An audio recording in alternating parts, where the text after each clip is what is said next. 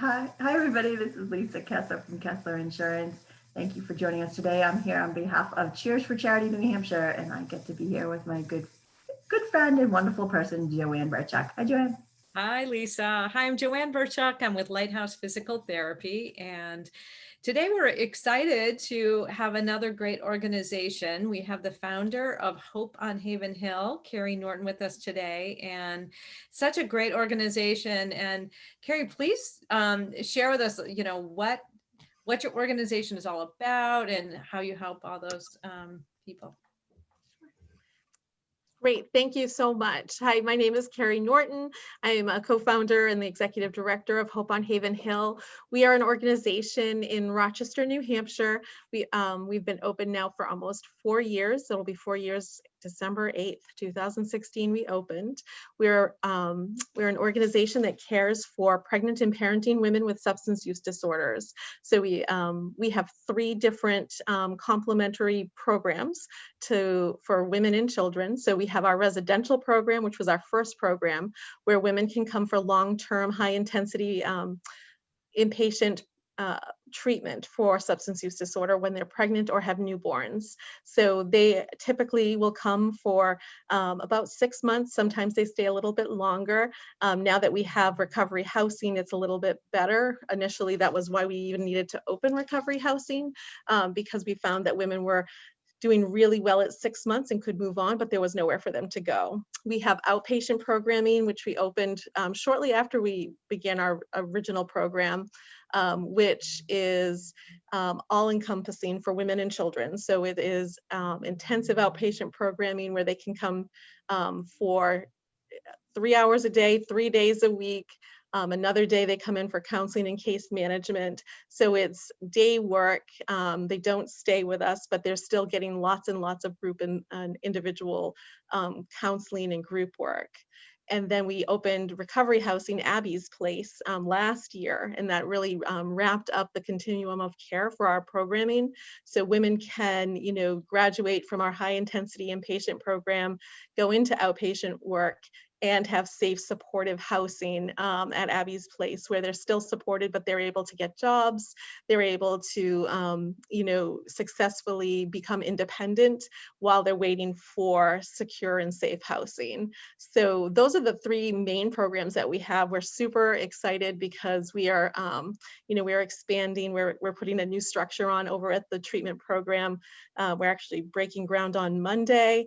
Where we're going to be adding a new structure that will have a nice wellness center. So we'll have more space to be able to do really great things that we're doing in less than ideal space right now. So we do trauma-informed yoga. We do lots of mom and baby groups, family visits and things like that. So we'll have that structure.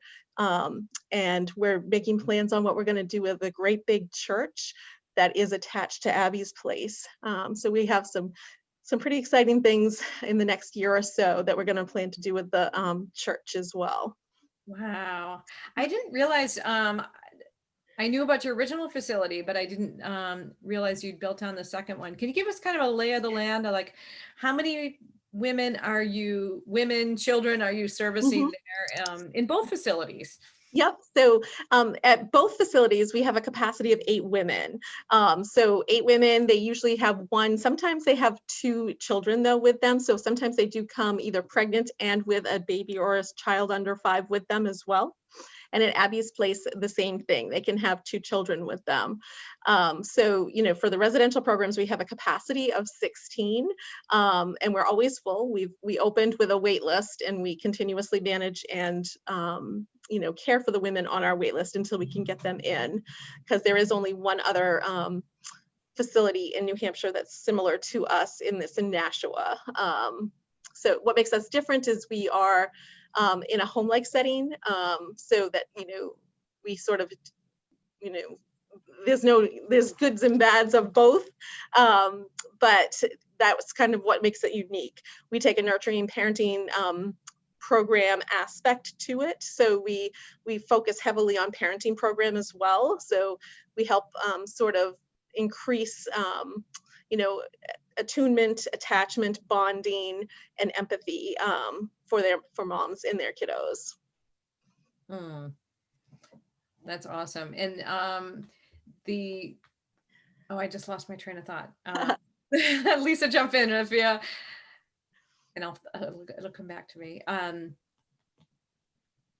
think you're muted, Lisa. Sorry, I always do that. I like to mute just because I don't get distracted. Okay, so you say women are often with you for maybe women and children for 6 months in one capacity. What's the typical total time through your whole, from the day that they reach out to Hope and Haven Hill? What's the Yeah, so women that come into our residential program are usually with us for 6 months. And if they don't have safe, secure housing, they are eligible to graduate into Abby's Place, which is our recovery housing program. And they're able to stay at Abby's for up to 2 years. We have been open for a year, and we have transitioned, even actually in the last 2 months, I'm trying to total up, I think we've transitioned almost 8 women now at that point too. So they haven't stayed the 2 years.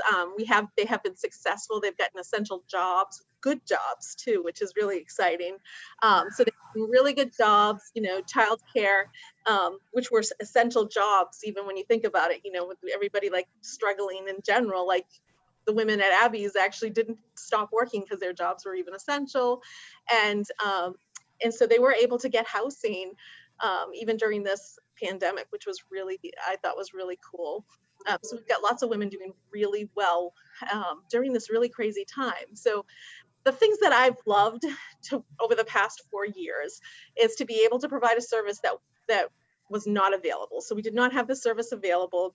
In fact, we need more of this type of service because my program continuously has a wait list. The other program in New Hampshire does as well. So, we helped with a need that is great.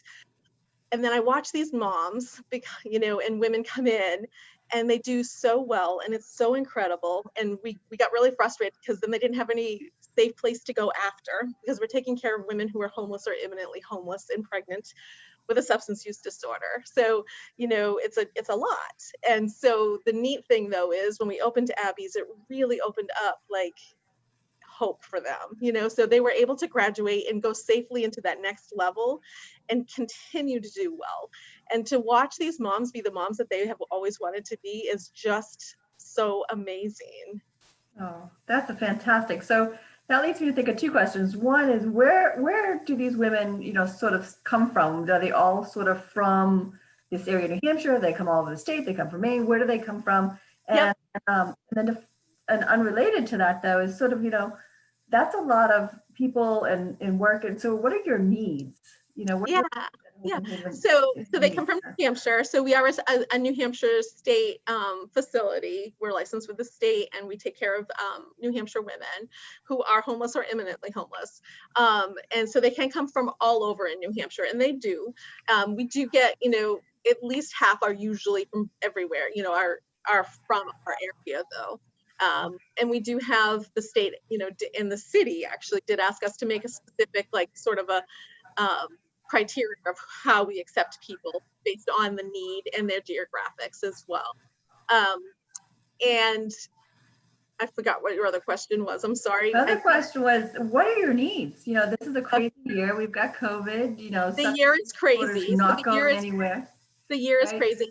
If anybody has any great ideas on how to, so if they have any great ideas on how to fundraise, because, the things that we used to be able to do, we can't right now. So we can't have a gala or a golf tournament. And so, our typical fundraising, we're trying to figure it out, and we need to make up about 30 to 40% of what we used to do in our usual way.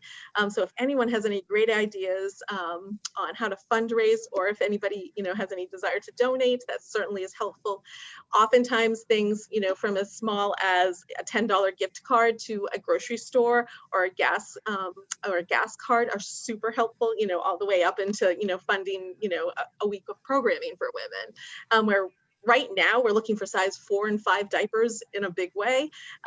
We've had this really amazing group last year, Realtors in Recovery, that did a diaper drive for us twice and got us thousands of diapers, and which is so helpful. But right now we've gone through all of the 4s and 5s, and we're in a 4s and 5s diaper crunch right now. So 4s and 5s. And it's always funny because, like, you know, as a mother, if you have kiddos, you probably remember this, but like I remember when I had my first baby shower and I looked at all the diapers and I thought, I'll never have to buy diapers ever again.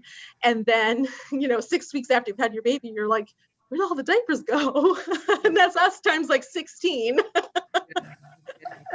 Now, is your program completely funded? Is it or like half and half? I assume the state is contributing some of the funds, but it probably doesn't make up for all of your expenses. That's not, yeah. So in our treatment program, we can bill Medicaid if they have Medicaid, you know, and we don't turn anyone away regardless if they have an inability to pay. And so, but that the rates are very low and it doesn't cover, you know, everything.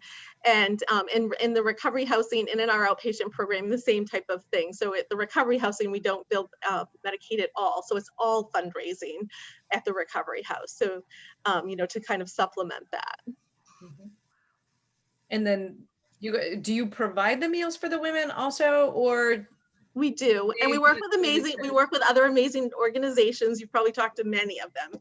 You know, so, you know, we work with CAP, we work with Gather, and, you know, so we work with the New Hampshire Food Bank, and things like that. So, you know, we work with all of our local amazing nonprofits as well. Awesome. That's one of the things I've been really blown away as we've done these 30 something videos so far, is the collaboration in New Hampshire. So fantastic. Yeah, we wouldn't, I don't think any of us would be able to do the things we do if we couldn't all work together, because it's true, especially now. Yeah, so important. Yeah. So from here, you know, if people have heard this and they're very, you know, interested in either donating or finding out, can they volunteer services or anything like that, or maybe they know people who would need your services. Yeah. How do they get more information? Sure. So they can go to our website, www.hopeonhavenhill.org, where you can we have our emails and there's phone numbers on there. There's a donate. You can donate right on our website as well. And I am always available. So if somebody does end up emailing me, I'm pretty open to talking to anybody.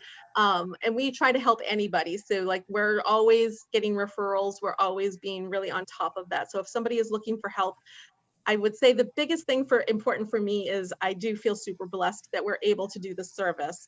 And I want to make sure that people know that, like, it's so hard. Like, you know, we get referrals from families and it's so scary and it's so hard. But the great thing is this is available, and I've seen, you know, recovery works. So, you know, recovery is possible and we're here to support them, and they can be the moms that they want to be. And that's really exciting. That is fantastic. Thank you so much for all that you do. Your organization provides such a valuable service for those moms and helps them get to that next level that without you, you know, who knows where they would be. And yeah, it's really great. It's an amazing thing to watch because they do a lot. They do a lot of hard work. And the bonus is, for me, is we have super, super cute babies. That's awesome. Yeah. That's awesome. Thank you again, Kerry, for everything you do. Thank you for your organization. Thank you to your team for everything they do. It really makes an impact in our community and for these women. So thank you so much. And thank you for your time today. We appreciate you sharing with us. Thank you so much. I appreciate the time.